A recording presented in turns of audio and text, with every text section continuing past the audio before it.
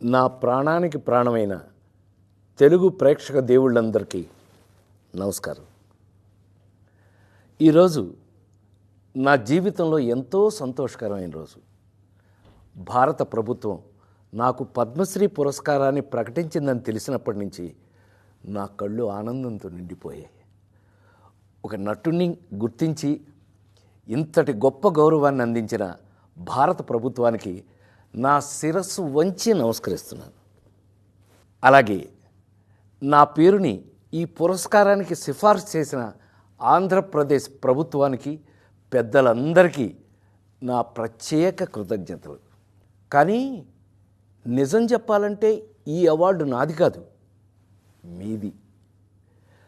48 ఏళ్లుగా నన్ను ఒక నటుడిగా మాత్రమే కాకుండా మీ ఇంట్లో ఒక మనిషిగా, మీలో ఒకడిగా గుండెల్లో పెట్టుకుని చూసుకుంటున్నారు.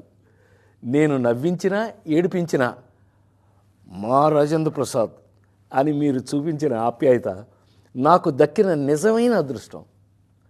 ఆ ప్రేమే ఈరోజు నన్ను ఇక్కడ దాకా నడిపించింది. 2 తెలుగు రాష్ట్రాల ప్రజలు నన్ను సొంత బిడ్డలాగా ఆదరించారు. మీ రుణం ఈ జన్మలో తీర్చుకోలేను. నాతో పాటు ఈ ఏడాది పద్మ పురస్కారాలు అందుకుంటున్న దేశంలోని మహానుభావులందరికీ నా శుభాకాంక్షలు తెలియజేస్తున్నాను.